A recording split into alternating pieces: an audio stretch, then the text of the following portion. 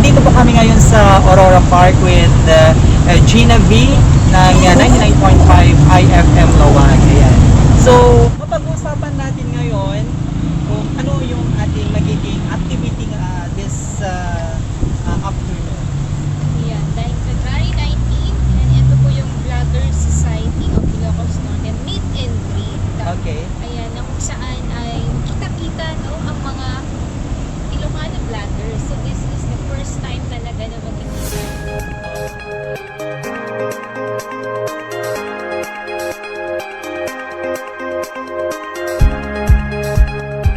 Okay.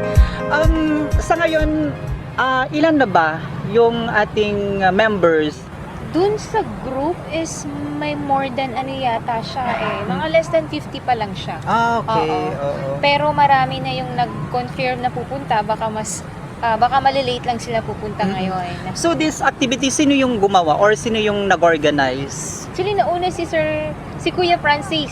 Oo. Yan, tapos sige na Kuya George, tapos kami, tapos yun, nag-invite, Okay. ganon. Yan. Ano yung may expect dito na mangyayari? Mm-mm. Siyempre, magkikita yung mga vloggers at ipropromote natin itong Aurora Park as, at siyempre, Yung Pamulinawin. Pamulinawin para ma-promote din natin. And aside from that, kakain tayo mamaya sa IT Park. IT? Sa IT Park, sa Wow. Seafood Capital. And of course, mamimigay tayo ng mga prizes. Sino naman nung nagbigay ng mga prizes? Diyan ang Vertex Handy Phones, ayan si Sir Handy si Sir lang. Handy. Diyan ang Smart. Of course, kasama rin ang Genovese Household Cleaning Wow. Products. Ang sabon natin. Sana mabigyan ako. And ang 99.5 IFM Lawag. Alam nyo kasi mga kaibigan, si Gina V ay napapakinggan siya every night. Yan. 6 to 9 6 to 9. And sa afternoon. 1 to 3 Dear Eyes. Sa mga may problema dyan, naguguluhan sa buhay About sa love life. About sa love life. Isulat mo yan sa Dear Eye. Okay. So ngayon, kumusta naman si Gina V? Kumusta yung love life niya? Okay naman, single. Single talaga. Ayan, iniimbitahan ko po kayo, ayan, na mag-join no, sa ating group, Vlogger Society of Ilocos Norte. Mm-mm. Yan. So, kumusta naman yung channel mo? Na-monetize na ba? Or na-enroll na ba sa Google AdSense? Actually, di ba matagal na akong Oo.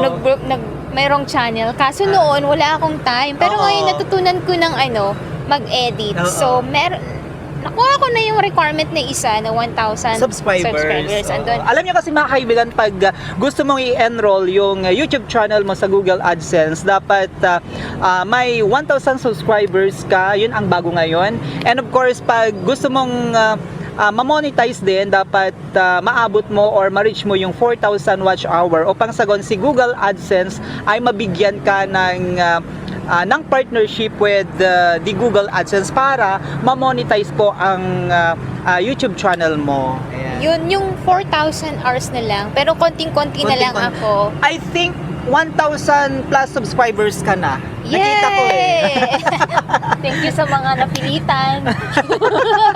Hindi naman siguro napilitan at alam nila na yung iba gusto nilang i-update kung ano yung mga ginagawa ni Gina V or i-update kung ano yung mga pinupuntahan mo. Ayun, di ba? Yun naman yung mga content ko. Saan ako pumupunta. Tapos yung mga programa. Gano'n. So, sa ngayon, zero love life. Oo, kaya naghahanap po ako. Yeah, magpo-promo po ako. Diyos.